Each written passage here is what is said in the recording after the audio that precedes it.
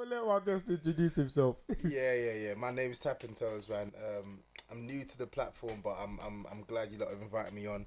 Catch me on Twitter, Instagram, YouTube, just talking about football, screaming about football, fighting over football, and watching football. You done know. Yeah. Shout out TapInTobs each and every time. I'm so happy though. As soon as obviously we came around the corner and obviously you spotted Jabz, then I see you. I looked up and I see your hat. Then I saw the cockerel on the top. And I knew what time it was. I knew, me and this guy, we're going to get along already, yeah? Shout out to your army, man. Shout out Spurs. Come on. He's a real Spurs fan, yeah? A real Spurs fan, man. From the beginning? Yeah. So you know about the... Oh, I want to say you know about the penny show. We're still going through it, but... Yeah, but listen, from the beginning, man, I got a twin brother as well. Like, Jabz, he obviously knows I got a twin brother, and he's an Arsenal fan. How did that happen? Go on. When we were young, I think obviously the area that we lived in, like obviously it was mainly Spurs fans, but it had like a heavy Arsenal presence as well. And in school there was a split Arsenal Spurs in it, and I really like Spurs. I don't know why. I don't know what possessed me to like Spurs, because I can't just switch. You man wasn't winning them times, were you? No, we weren't. Man. So like. There wasn't really much to cling on to, but we had a couple gems in our team. Like we had your Carricks, we had your Jermaine Defoe's, Robbie Keane, Freddie Canute. Like, I've mentioned Ledley King already, but like we had some players that we could work off. Obviously, my brother he experienced the highs with Arsenal, and now they're in the dumps, they're in the doldrums. So now come to the dumps. Boy, It's funny you say that as well, because my dad, God rest his soul, passed away. He was an Arsenal fan. My oldest brother, he's an Arsenal fan. I ended up being a Tottenham fan. Like my sister supports Arsenal. I ended up being a Tottenham fan, and it's weird because my dad had a shop in Tottenham West Green Road. But more times when I used to go with him, he had a carpet shop. When I used to go with him to go and like fit carpets and stuff, we used to drive past the Tottenham Stadium. So from young, I used to see White Hart Lane and go, yeah, you know, like, I want to play there one. They're one of them ones. And my dad used to think, nah, stop the foolishness, man. You need to support Arsenal, but there was, I don't know about you, but has there ever been times where you're like, I wish I didn't support this team, man. Fam. I wish I could just change. I've had a million times. Every time we lose a cup final, every time I get egg on my face, I'm like, why do I put myself through this pain? And then the season starts again and I'm there. I'm there again. It's true. And it's just rinse and repeat. Did you have a ticket? What's it called? The season ticket. Or all them things there. So I got a season. You go to a lot of games or whatever. Yeah. So I got a season ticket now. I've had one for the last, I want to say 4 or 5 years. Before that, I was just going to, obviously I just had the normal membership and I was just going to games. But obviously, like in secondary school, college times, I didn't have a job and I didn't really need or want a job. And obviously, like, my parents aren't going to pay. I'm going to pay football. Like 50, how much is it, like a rack? Bro, for one game. Even if it's £10, nobody's mum's giving you £10. Exactly. Like it's mad to say, but like some of the white kids in my primary and secondary school, they had the privilege. Like their parents, their dads had season tickets and stuff as well. So like if your parents like football, and it's not just a white thing, because I know black people whose parents got season tickets as well. But like if your parents fundamentally have the same passion for you as football, then they'll pay. But my dad had no interest in football, and my mum didn't either. So like when we're there, we're like, apart from the if you're not playing it, exactly, you said it. If you're not playing it, then what's the point? So it was only either going to some of the cheap games, but like going to games regularly, week in, week out, it's a myth. Paying 40 quid a pop, 50 quid a pop, myth. And Tottenham are bad with that as well, ticket prices as well, man. Like, it's attractive football, don't get me wrong, but for a team that never wins anything, they're very cheeky with prices, man. Bro. Like, even the game where all the fans came back, we charged the highest amount. Yeah, 60 quid. £60. People are charging like £20, people are saying free. Yeah, and it's like, and we lost. Yeah, like, bro, it was horrible. I went to that game as well, and see what I'm saying, and like that's why I can't watch football anymore. Like, you lot sound so sad right now. Yeah, you lot are just sitting there sounding bare upset. That's why for me, as an Arsenal fan as well, we were sick growing up. As I get to this age, when that shit can affect me and my mental is not all there, I don't need to now switch on the TV and voluntarily go and piss myself off. You get me? And then be speaking about it with my brethren and that. Look at you, man, seem so sad. Yeah, like right now talking about it, like you're not smiling, bro. No, but I hear what you're saying, but at the same time, it's like, that's a form of release, that's a form of entertainment. And when, like, with anything in entertainment, there's always going to be some highs and there's going to be some lows. Just like when you watch TV programs, if it's like a 9-season long TV program, in that time there's going to be a character that you like. It might get to a time where the character, like let's just say Game of Thrones, when Jon Snow died originally, some people were like, I'm watching this shit no more. He's gone. Do you get what I'm saying? Of course they can bring it back. The same as football. We get to a cup final, you're like, yeah, hi. You lose, you're like, I'm not watching football no more. Next season starts. 3 games in your team of 1 or 3. You're playing attractive football. That's me again. I'm back. It chews you up and then spits you out, and then it's like that. But it's like, it's weird because. What do you say to the guys that? Sorry to cut you off. What do you say to the guys that, like as you said, that there's football, the prices of the games and that. What about the guys that are spending all their money on this shit? They're not like, because I'm sure there's guys that are spending a lot of money on this football stuff and they're prioritizing life wrong. They're spending a lot of time in football.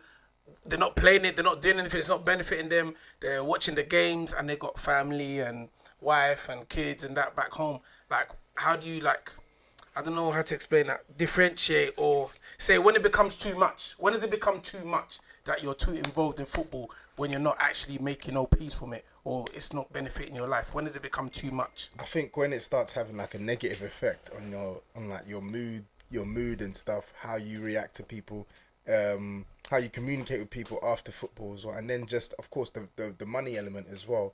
If you're spending bare peas on football and you ain't really got peas, then that's when it becomes a bit counterproductive. Do you get what I'm saying? Because a lot of people are doing that, bro. Spending that, and because you have to remember, even though it's not peas, it's time. You get me? That time that you're. That's what I say to my man them all the time. Man, them be talking about a left-footed striker from Norwegia.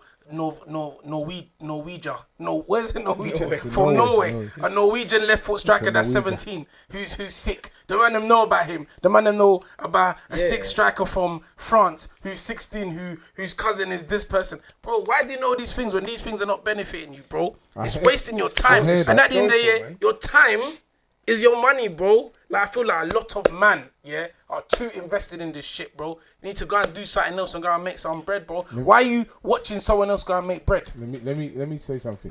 So what about? So let's go back to your original thing about the people that are spending so much money on these things. They got family, not prioritizing the money.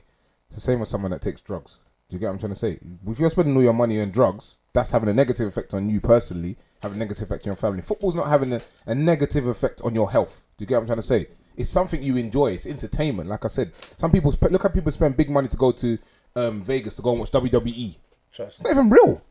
Like the down times, which sometimes is a bit frequent depending on what team you support. But ultimately, watching football, for better or for worse, it makes people happy. It makes me happy. Yeah. But you man are sad. You man been sitting here sad the whole time. You'll be sad. When have you been happy as a watching football? When we win. Especially when we win. But you man don't win anything. Tottenham, we know. Yeah, we don't win trophies. Tottenham doesn't win anything. We don't win trophies. Like, but I think you man won an FA Cup or something like that. In even win the Carling Cup. 1991, the last time we won the FA Cup. But yeah, no, but a Carling Cup 2008. I think you man won 2008. Yeah. So you man didn't win nothing like all this past decade. No. Nah. And then you man watch it. Yeah, but you don't. And you buy their clothes. But wait there. And you support them. There, but you're forgetting football is a season-long thing. So we're not sitting there on the day one of the season going, I'm not going to watch football till we get to a final. You're not doing it. So you're watching individual matches. So individual matches bring you joy. Do you get what I'm trying to say? Let's say Tottenham and Arsenal. It's a big game. We might have had 6 bad games. Play Arsenal, win 3-0. But we're happy for 3 weeks now. You get what I'm saying? Because it's bragging rights. Like, yes, it's little things like that. Like, so you're excited. And when you like... It's like invested time. Like when you buy a new player, you're like, oh, I like this player because don't know charisma. The way buy him. You didn't even send in no money, fam. Yeah, but it's not personal. It's not personal. We just bought my man from 60 million. Okay, so you're into music, right? You pre what's going on in America and stuff like when like these man get shot and stuff like that, and you come and talk about. I don't talk about it. No, I'm just saying, or people talk about it. Is that still not entertainment? I suppose. There you go.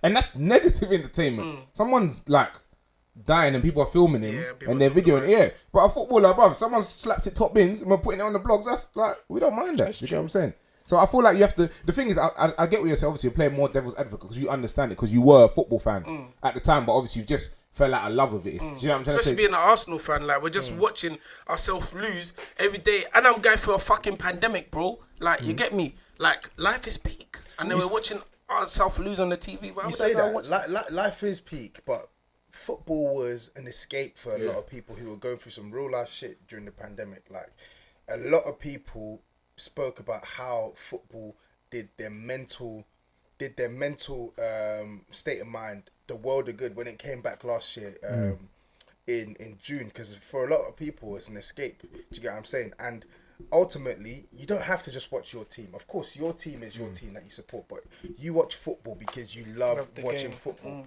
So that's small teams, big teams, Norwegian teams, Brazilian teams. You got the Euros now. You're gonna see this whole country is gonna be buzzing for the Euros, because England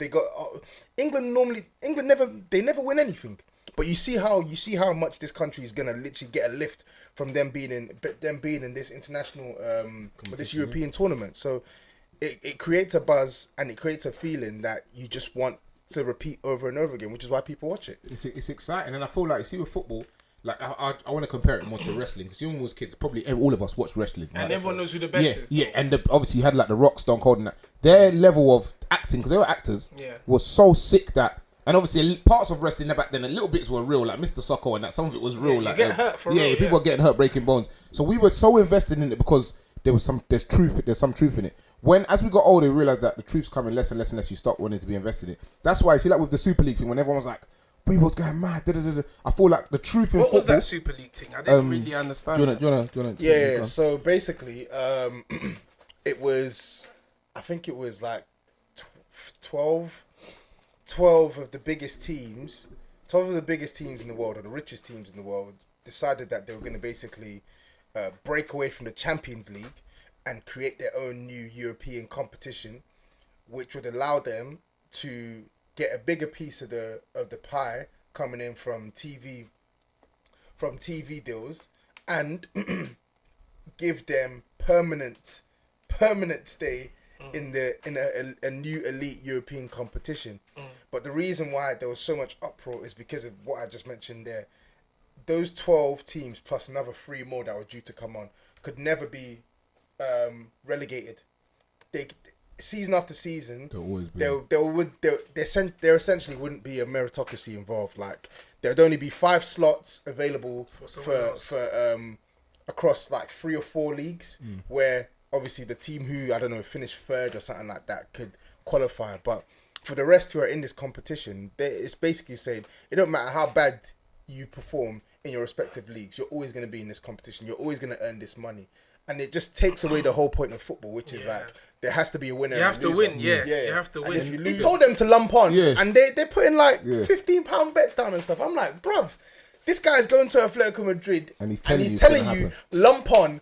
I'm putting go and bags. Go and remortgage and put that money on the thing. And they didn't do it or something? No, they did, but they didn't put racks. They didn't put real. They could have been millionaires, legit, if they put. But he got done for it either way. He got done for it. Yeah, he got done for it. And he got banned for like a couple games and got fined like 40k. But it's just mad because it's nothing. But it's just mad because it's just when things leak. If you don't say nothing, nobody knows. But man, them are too. Man, they want to show off. Yeah, let me tell my boy, because I want my boy. Nah, it doesn't work like that. Just cool off. Yeah, literally just cool off.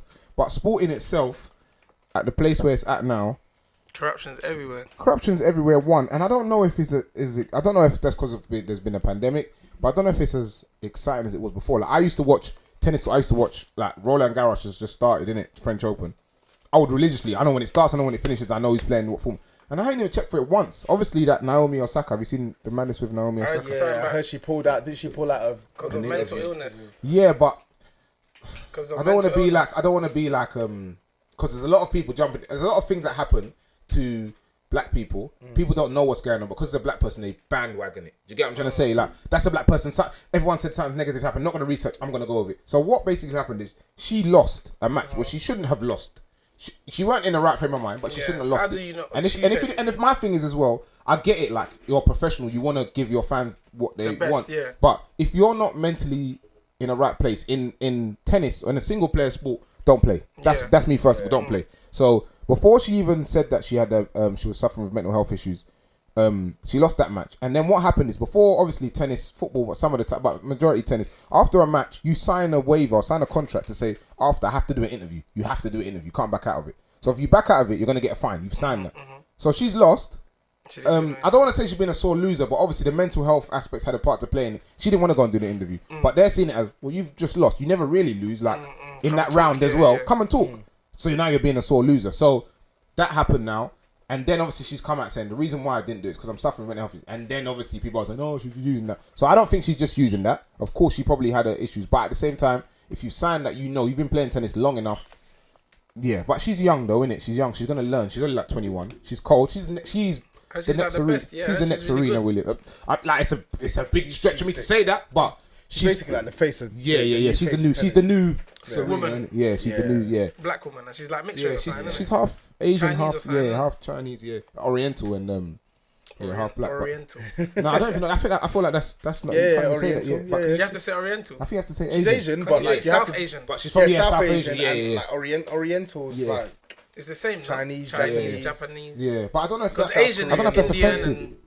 I don't know if that's offensive. I heard somewhere that saying like, "Are you Oriental?" is offensive. If it is, I apologize for anyone from. I didn't think it was, South Asia. I don't know. Yeah, maybe Google it. That sounds good. Though. That sounds like but it doesn't matter how it sounds, bro. It's about what's sounds tropical. Fam. What's ethically right. But she's cold. She's the next one up. Do you know tennis is sick as well because people like Federer, Nadal, who've been doing this thing for long, can still dominate. Of course, Djokovic is the best tennis player at the moment, but them man are still around. Because it's still like it's a skill. But the thing is, it's taxing though. It's taxing on the body.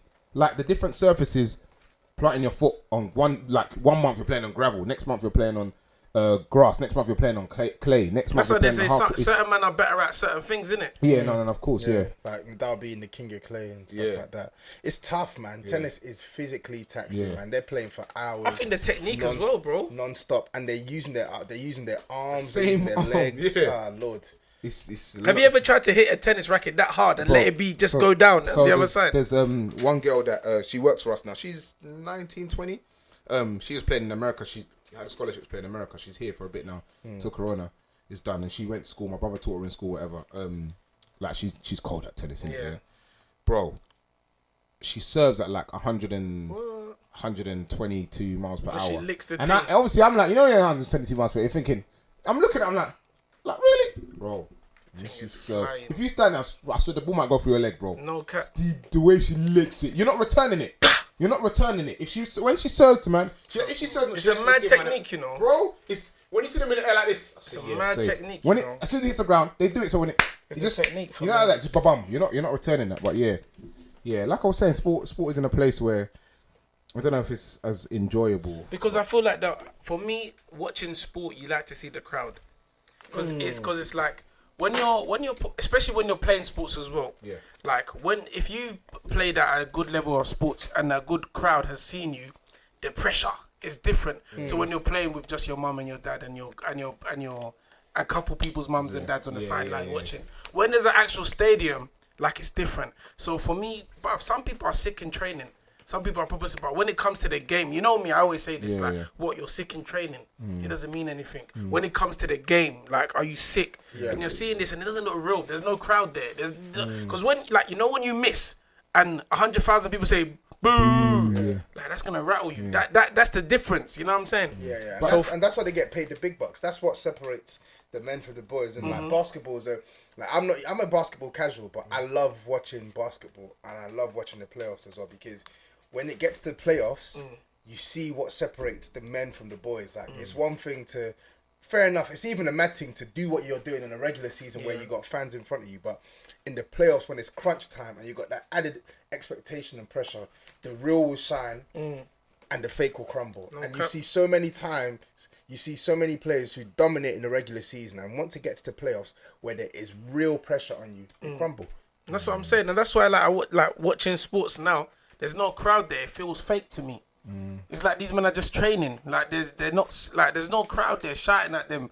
There's man on the line telling suck your mum, shouting all of this and that. And you know, it's a lot of players, and you're not performing, fam. A lot of players prefer that. The pressure, because it's like atmosphere. You get the goosebumps. It's like like people are watching. Even like playing football myself. Obviously, I ain't played in bare stadiums, but playing football myself, playing like when you play Sunday League, where there's like 2-3 man there, or you play like a cup game on a Saturday for a semi-pro team, and there's crowd there. It's like, I don't even want to make a mistake. Yeah, my first touch has to be everything's gonna be on point. You get that when you make that first pass, and you get the.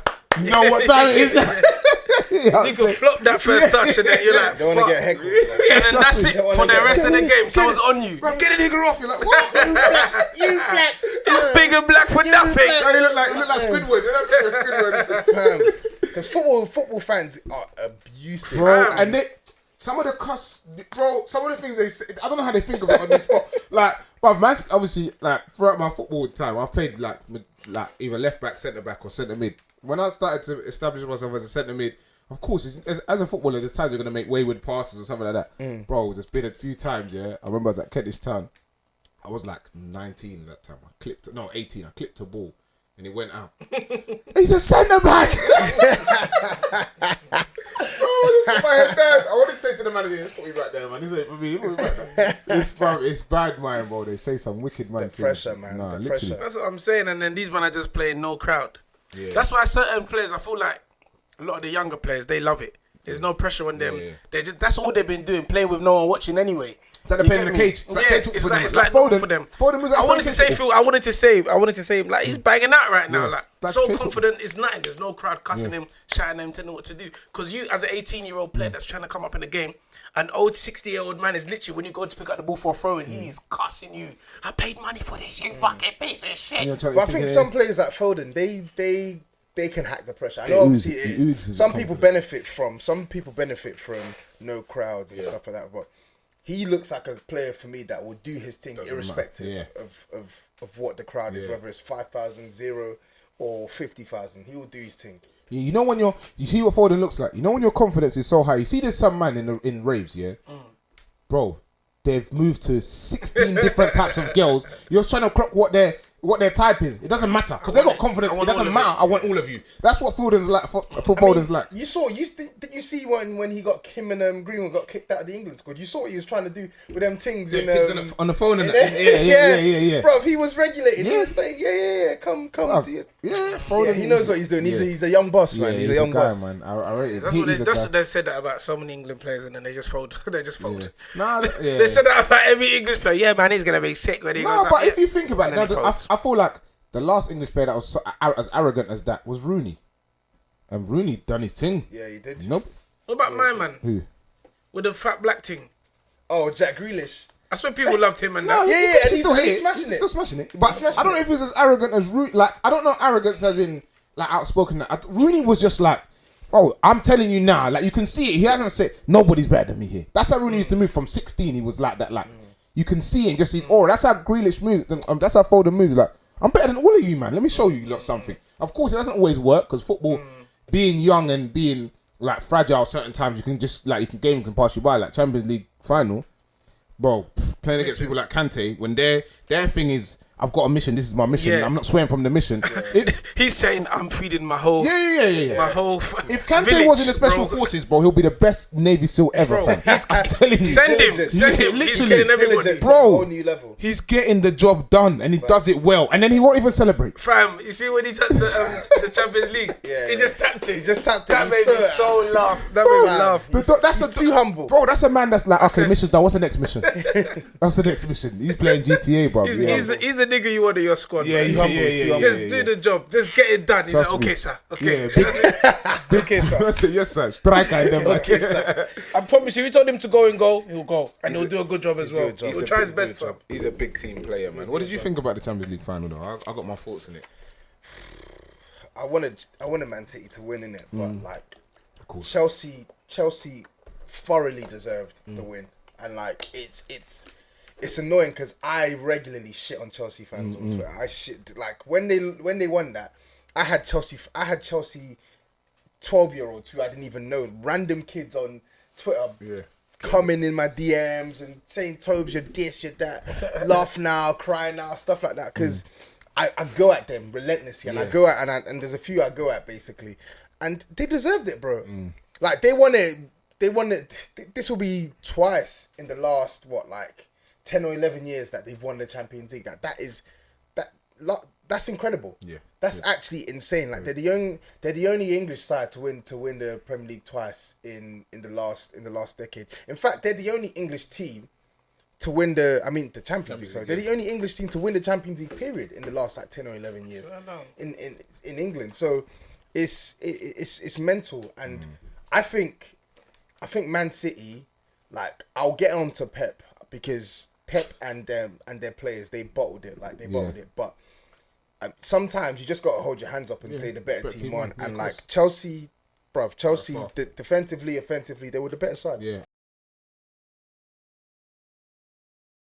Bruv, Chelsea, defensively, offensively, they were the better side. Yeah. What was the score? You know, I didn't even watch it. They won 1-0. I said it. The thing is, I said it before the game. Like even from the FA Cup game, was it FA Cup? Yeah. Even from that, I said to people, Chelsea. The difference between Chelsea and City. Don't get me wrong. Football inside the best in the world, but Chelsea have got the nasty side of them. Man City are such a nice, gritty football inside. Like Man City will beat you 10-0, but it's not like a dirty 10-0. It's like we'll beat you 10-0 and all right, see you later, guys. Like enjoy your weekend. Chelsea are absolutely smashing you 10-0 and laughing in your face. They've got that horrible, nasty side where City quite haven't mastered that yet.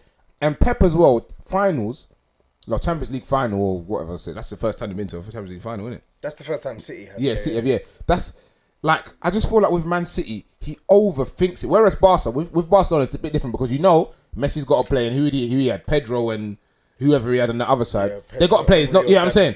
And when you've got someone like Messi and them kind of players, it's like even if you don't even have a tactic, bro, them man are gonna make something happen. But City, if you tinker too much, you didn't put Rodri in, you didn't even play Fernandinho. It's like you're doing too much. Stop overthinking it. Like you've got the players there, just play what you have been doing the whole season and just go with that. Whereas Chelsea came with the game plan, stuck to the game plan, and boom. And even the bonus is that haven't scored now. You got a player that people are slightly cussing, saying, he can't quite cut it. Yeah, he weren't doing these things initially, but so I know what's gonna happen next season. He's gonna start next season. He's gonna be on top of the world now. Yeah, and especially if he has a good Euros with Germany's team, not as greatest, but it's good. It's still a good. Still a good team. Like, I agree with the Man City and Pep overthinking thing. He does it all the time. Like Raheem Sterling was one of their most out of form players heading into that game, and he starts on the left hand side. I saw a crazy stat that like 59 out of the 60 games, that they've played this season, he's played one or both of Fernandinho and Rodri, and then he decides not to do it in this final. But then, even beyond Pep, look at the players man for man. Raheem Sterling was in Reece James's pocket. That's a game of his life, bruv. That was Reece James' game of his life. And winning something. Like, Fergie's so good that just before he retired, he won the league. Like, do you know what I'm saying? It's like, with a team that wasn't good enough. Full of jokers, bruv. He had jokers in. Man, Paul Scholes and them. Like, the players that are done. Like, brought players back out of retirement. All right, let me get the old boys back, the old guard back. I'm like, nah, Fergie was a joke. His thing, man. Yeah, Fergie was an absolute joke, man. So, like, if people try and argue that, maybe he wasn't the... I'm like, there's no argument to be had here, man. He was. What about Wenger? What are you man saying about Wenger, though? He's a pagan, but... He's a very good manager. I respect what he's done still. Like, I think he definitely deserved all the criticism that he was getting towards the end, because he became an old crazy man. He was literally just doing everything. He didn't change up. He didn't change up the thing. Doing everything in his power to fuck up Arsenal. But when you look at his legacy in the Premier League at Arsenal, like no one can really talk to him. Like I think his legacy is solidified, and I think the biggest compliment you can give him is that he actually changed English football. Like he came in and he completely changed how people like perceive footballers and how football should be played. Yeah. So, and the use of younger players, man. Yeah. That's a big thing for me. That's why I always admired. Obviously, I don't like Arsenal, but I always admired about Wenger, like always bringing through young, fresh talent. And he brought so much talent to England that obviously turned out to be world beaters, like Thierry Henry, Anelka, all of these like people turned out to be fantastic footballers. So he's done a good job. Another manager that I always have to give a special mention is Harry Redknapp. I proper love Harry Redknapp. Like Spurs Harry were so fun to watch. Literally, just his whole his aura, I think is cold. Like the way he thinks is cold. When he likes players, he nurtures. Like just how he was with Defoe and man. Big up Harry Redknapp. But obviously when you see him on big as a when you bring see him back for the England job. Bro, listen, that's a shout, bro. That is a big shout. He's definitely should have had it at one point. He should have. You should have had it when we left us, innit? The time we got rid of him, they should have given him the job straight away. They should have given him the job. He would have done a good job with that team. He's man. flirting with it for months, and then they don't give it to him. That's a joke thing. They give it to, I can't remember who they gave it to. Then they gave it to like Roy Hodgson. Someone stupid. Yeah, they gave it to Roy Hodgson. One of these stupid managers, man. Yeah, there's a lot of like stupid English managers that are just like stop being stupid. Yeah. You know what I'm saying? I'm sure Allardyce had the England job at a point. He did. Like, come on. The guy ain't got no qualifications, bro. He ain't got coaching badges. He had it for like, I think he had it for like 100 and something days, and then he got done for like taking payments, like taking under the table payments or something like it's ridiculous, and he's still in a job, and he's still able to get work. Somebody told me Sam Allardyce hasn't got like full UEFA B. He hasn't got his full football like coaching license. And it's still one of the big coaches. Yeah. But you know something, when like you see back in the day, you can do something without. Back in the day, you can do something without having the right qualifications. It's who you know. Yeah. Bro. And now you're in there. No one can tell you nothing because you've been doing the job now. Like, what do you mean I can't do it? I've been at Bolton for how long? Yeah, like what are you talking about? Is it the training or the game? Like, do you know what I'm saying? Are we talking about training, like the qualifications? We talk about actually being in the game, and them man, they don't need the training. They don't need the qualifications. Yeah, he's got his on-the-field experience. Old school, and you can't say anything to him. Yeah, no, 100%. I think a lot of football is who you know, though. 100. What do you mean in terms Like of? in terms of even like as a young player trying to pop in the game, you get me, trying to bust. Like, yeah, we know a lot of talented brothers that are in the ends that are not gonna make it, that never made it. There was some white boy whose dad was someone, so his friend who got the pattern for the Charlton or the Watford or the something. Facts. You get me? Like, so let's not lie in it. A lot of football is who you know, because it's 100. a job. It's a job. What I think a lot of black people don't understand that football's a job. They just feel like I'm a baller. You get me? So they feel like I'm a baller. I must be good at football. I must make it. But it's a job. Same way in a job, in the IT job, banking role, lawyer. You're not gonna get that job if you don't know anybody there. You get me? Don't get twisted. You're gonna rise up in the ranks. You're gonna try your best. But football, I feel like a lot of it is who you know. I want to counteract it. I wouldn't say a lot.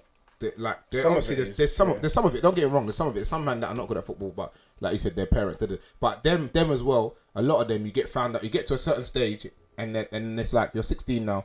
We can no longer carry you. From 8 years old up until 15 years old, we can carry you. It's cool, it's fun. But 16, this is a business, and I need to make bread. I can't make no return on investment on you. I'm just wasting money. Do you get what I'm trying to say? So, thanks, but no thanks. I'll get you a non-league club. You can go and play there. Or behind the scenes job.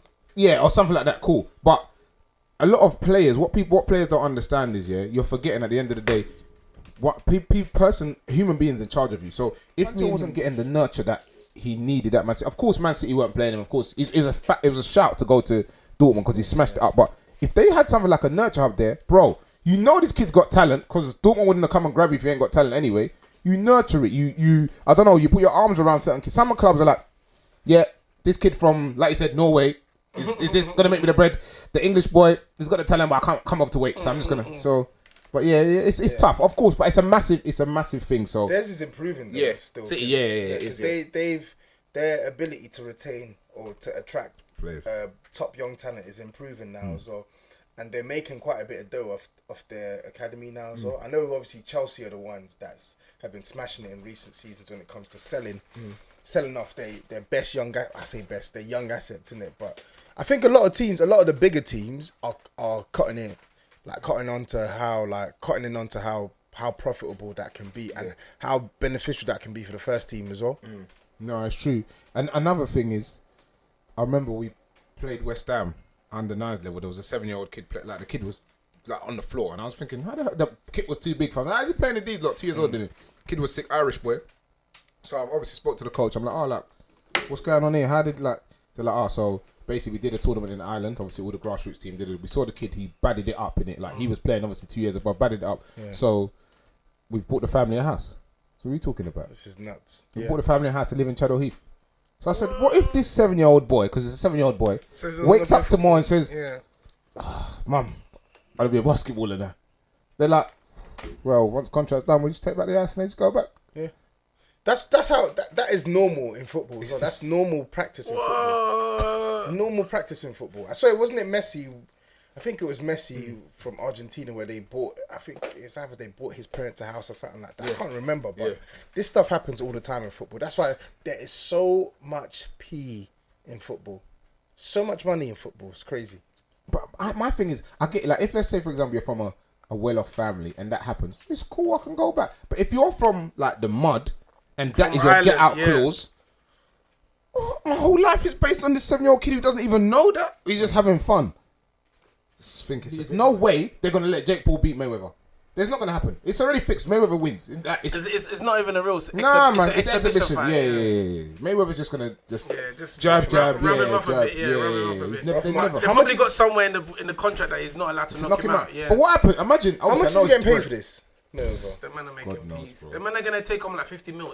I would be surprised if Them he man- made more them bread man take on that peas. than he's made in some Nah, professional I don't fights. think so. It's on pay per view. It's a different well, P. I think it's a different P. Let me even check if it's on think? Sky. I think it's on Sky. Because boxing is a grown man. We're paying money for this ticket fee. Them man's P is we're gonna stream this online. We're gonna stream this online a Yeah, lot of but time. people pay for It's it. Yeah, they People pay pay for the stream. Of course. But it's a different type of P. But you can get more P from people viewing it online than you can from people going to the It's on boxing Sky match. box office. This is crazy, Bro. Pay per view. Crazy. Pay-per-view. And if For a don't YouTuber. forget But as the thing well, about it, no, but take it in. People are not gonna spend as much money. The fight on the night.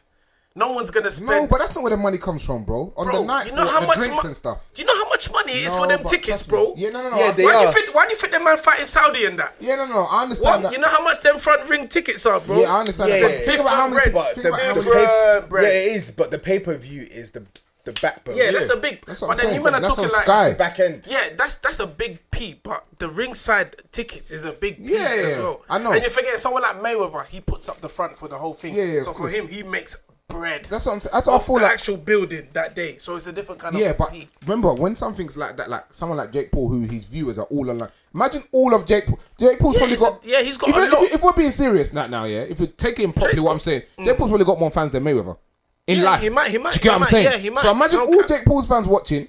Now all Mayweather's fans watch because they're just like, I Yeah, see Mayweather. I wanna- yeah. Bro, I'm not forgetting about the money and what each ticket is like. Let's just random. But remember, Chris said boxing. At the end of the day, people are watching it for Jake Paul for the bands. They know he's Yeah, not going to of win. course, of They're course. watching it for the entertainment still watching factor. it, yeah. There's other man, as remember Chris Congo said, Yeah. boxing is a big white No, of man course. sport, Yeah, expensive man sport. So that money on a ring day, he's not going to see that, like compared to how it was before. Yeah, but I'm you have saying to people are remember still that paying these for- men are spending a lot.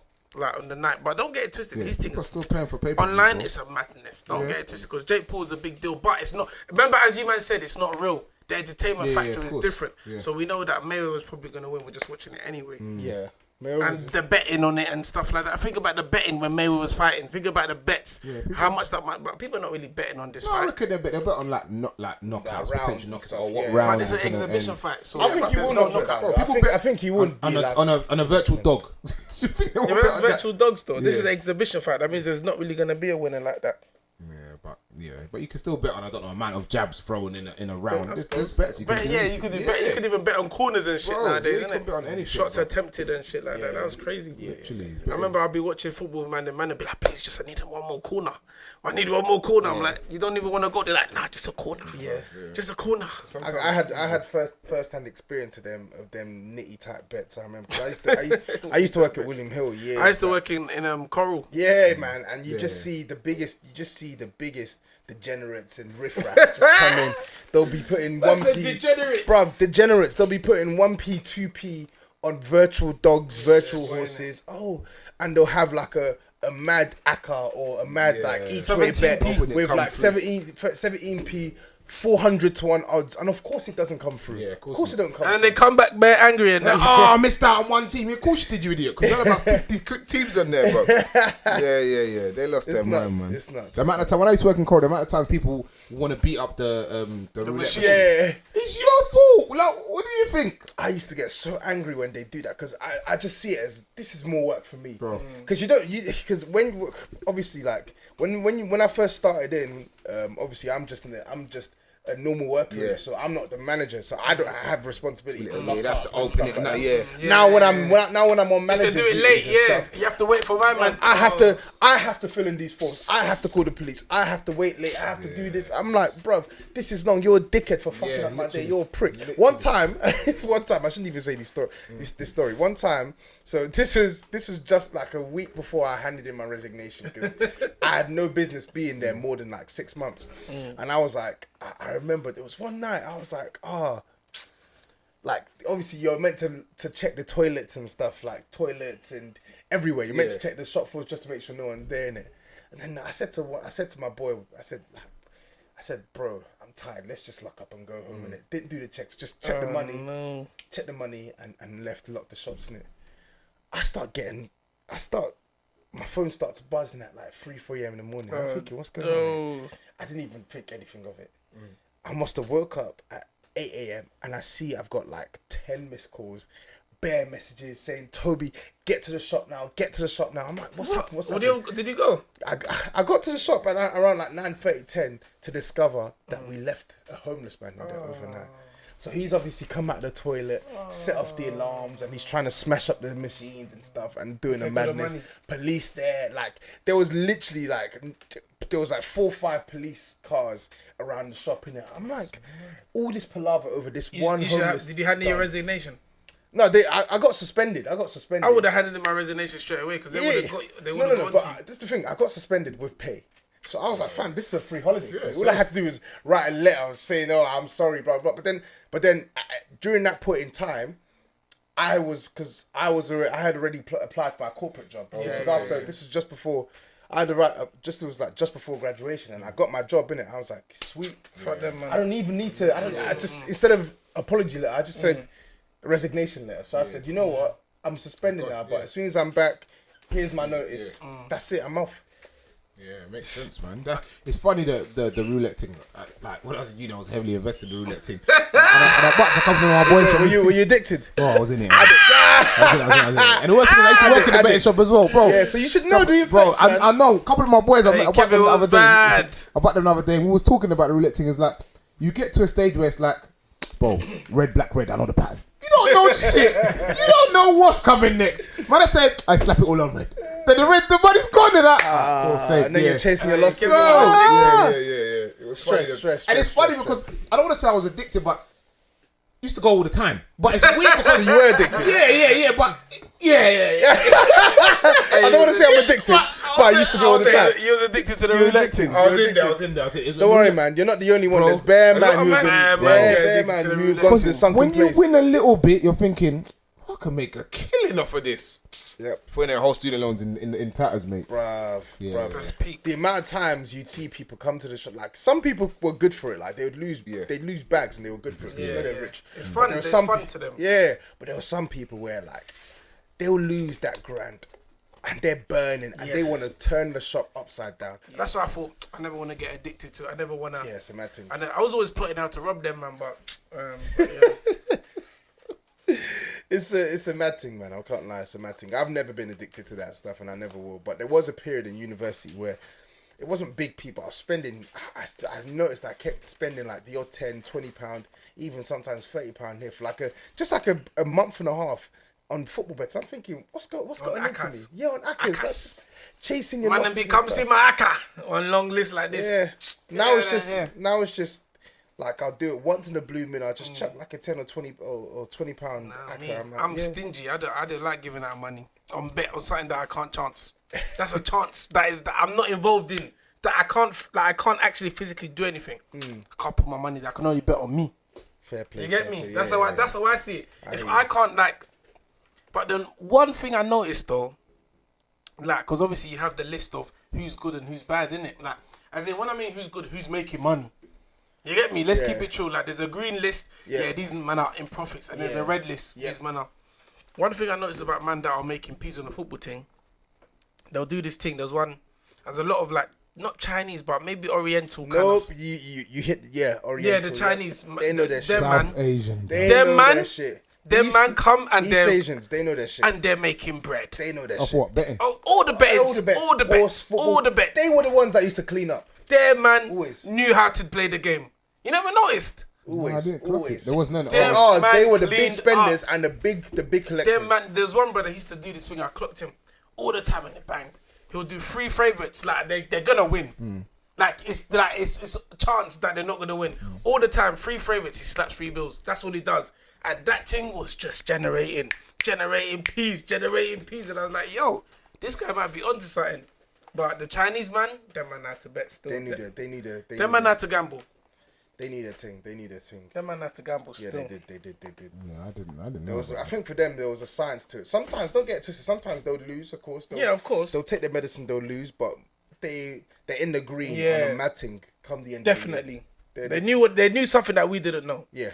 100. When you get into a game like that, even with like crypto and stuff, you have to be in a position where you're like, if I lose this bit of money, it's not going to change my life. It's not going to affect my life. Like, obviously it's annoying, but if you're not at that stage, don't do it, bro. I'm just not gonna say to people, don't do it, because if you're onto your last 3 balls and you come and put it on 35 because it landed on 64, then it landed on 24, and you thought I just thought never do it, man, because like the house always wins. I just thought to myself, I'm here. These men are paying my bills. They're paying everyone else's bills. There's another shop round the corner. There's another Coral. There's another William Hill. Clearly, these men are winning. Yeah. Clearly. Do you know, actually, I found out that on every roulette machine, the government earns 20%. On every roulette machine. That's why in a shop, you're only allowed to have 4 roulette machines, but you can have as many as you want on football machines. You know the football, when you do the football bets? You can have bears in them. But with the roulette machines, you're only actually allowed to have 4 in a shop. Oh, okay. That actually makes sense. Because the government takes 20% on each machine. When I had the government takes 20%, that means that's an addiction, like alcohol, cigarettes. Do you know what I'm saying? So it's like, for me, it's like the government is like, yeah, have a betting shop there because we're going to make peas off it. And then you know it's betting shops next to a pub, next to a chicken shop. Yeah. That's when it starts getting deep. Like, yo, what you doing to the man them? Like, you're giving out the benefits, they're making and spending the chicken shop, and then they go to the betting shop and they give it back to us again. Yeah. Do you get what I'm saying? Because think about the kind of people that go betting as well. They're on benefits. They're on this and that. So it's like, bruv, just give us the money back. And you know what not funny thing, but the mad thing is, those people, I promise you, even if they let's just say put £1 on something, they won £1 million. Bro, they're going back. They'll be the same person be like, I'll then put that meal on something else, try and get more. It's not the money that you care for, it's the excitement, it's like the buzz you get. That's what it is. And that's drugs, basically. Yeah, that's drugs. You're trying to catch that. You're trying to catch that first high. Yeah, because now you want a meal, what do I do now? That's what I need to win that meal again. Yeah. I feel like that is as well, like ordering takeaway.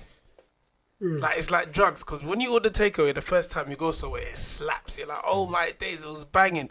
Then every time you go back, you're like, but it wasn't as good as that first time. And then you're trying to chase it. Then after the 4th time, you're like, oh, it's not slapping like that first time. And I'm like, I need, Allah, you're fat now. And you're like, let me try a new drug. You find a new place, you take it, oh, this bangs. You have it again, oh, it's not banging like the first time.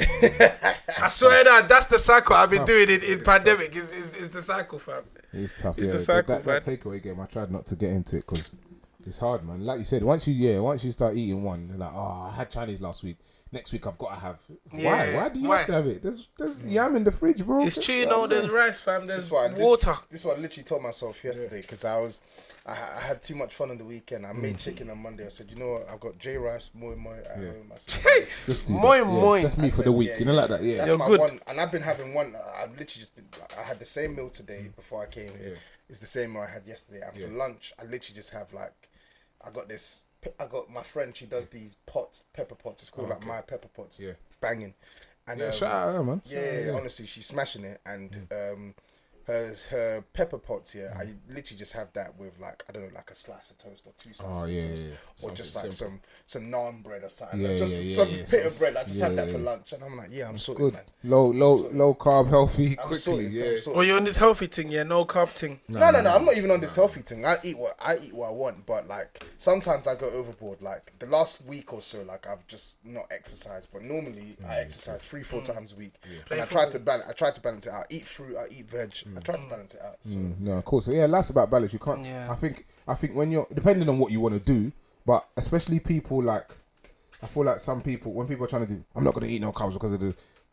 Cutting out something completely is wrong. Like I'm not a nutritionist, but it's life in general. Yeah. Right. Just know, if you cut out carbs completely, bro, when you go back to eating carbs, what that's going to do is going to pile it on. And carbs is used for energy. So when you eat it, majority of the time, it makes sense to eat it. Smash at your exercise, you're good. Then once you've done your exercise, you don't really need carbs anymore. You might have your salad. Use your salad or use your veg. Then it's just that as black people, we're just so used to eating that in our food. Yeah, carbs. We have a whole plate of rice and a small chicken. We're just trying to kill ourselves, bro. But I feel like it depends on your lifestyle. Like if you're, it doesn't. It's life. You don't need that much rice. You don't need that much rice. But do you know? Even if you're out here, you don't need that much rice, bro. But do you know, we haven't been. Like the food that we've been eating, you see, like back home, they'll eat the hard food, and obviously you see some of them, like the fishermen and stuff, and they're eating hard food, but they're ripped because they're constantly working. That's the food that our bodies was built for. You see, like the South Asians, let me say, I don't want to say orange. South Asians, their main food is rice, bro. They just eat a bowl of rice.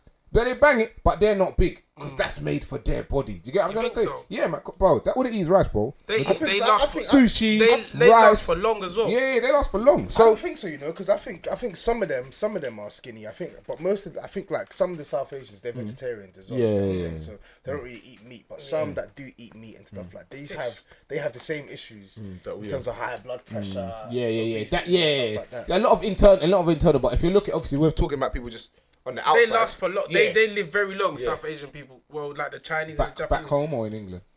Obviously in their Yeah, country. back Yeah, home, they yeah. live for time. So Eastern South Asians were saying that like they got like longevity. We're all digesting the whole. They're all Yeah, but cutting don't up you think Asia. Africans, like, we won't know because it doesn't get reported as much, but Africans, I feel like there's a lot of Africans in the village that are age that people don't even know. They've lived a long time. You think Probably about is, you get what I'm probably trying to is, say? yeah. People I that are heard that, I heard that. on the natural stuff, they've never had no processed food. Yeah, da-da-da. yeah. Why? You know what I'm must saying? be Why living wouldn't you for a live a long long time, life? yeah. Like, there's a lot, but it just doesn't get documented. If we don't see it, we can't believe it. If that makes sense, that's where we're coming from. Because no one knows about it. Yeah. Yeah. But going back to just before you jump in that to the weekend, yeah, man spent too much money.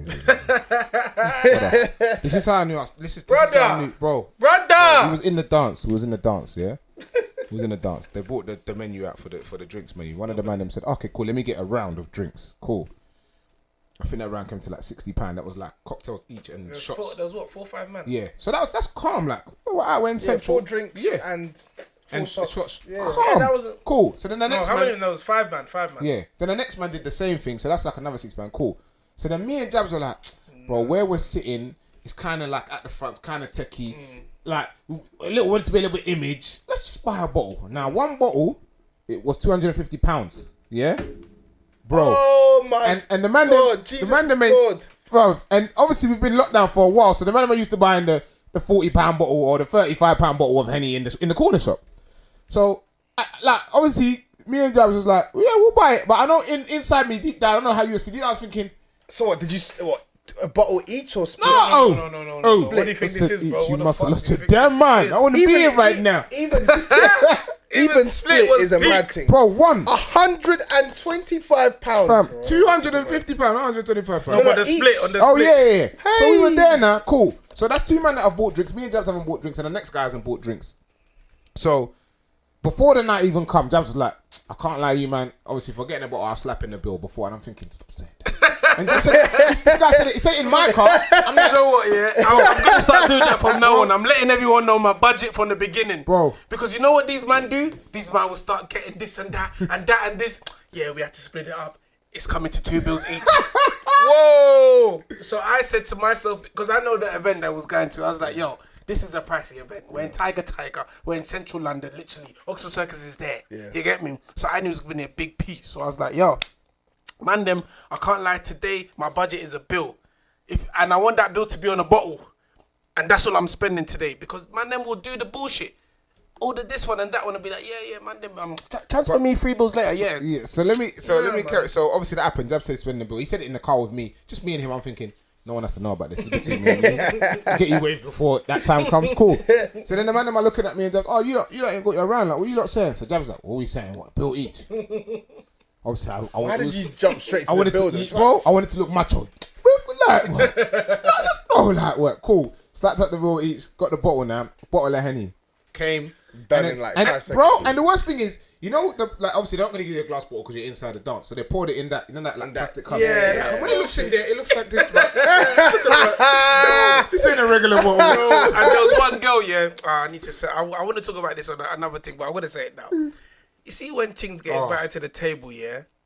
It didn't even happen. Listen. Say it how it was. Okay, my boy invited one girl. They was giving each other eyes. She came over. Suddenly, I swear, I closed my eyes. There was like 7 girls. 7 girls, bang, out of nowhere. All ready to drink. All ready to drink our Hennessy, fam. And then, you know what's mad? I had to eventually tell them to go, innit? Yeah. What did that girl say? She said something about, don't you know any... Because obviously there was some girls in there we knew, like, cover our bridges. We're going to bring them. So she said to Jabz, don't you know any other girls in here that you're not going to bring them to the table? They goes to me, oh, you looking bare grumpy. This guy, I don't know these girls. They're sitting on my table. They're like, Drinking your drink. Yeah. They said, you look bare grumpy. And I'm like, yeah, I am, I guess, innit? Like, I'm just like, whatever. What did she say? She goes, oh, why don't you invite some girls to come over? I said, I would, but there's no space. Listen, you lot sitting What here. did she say? What did she say after that? She goes, you're sounding like you're being rude or something like that. Then she started calling me rude, and Brother. and then there was people calling me rude. And Get being out like of this. my I was like, seat.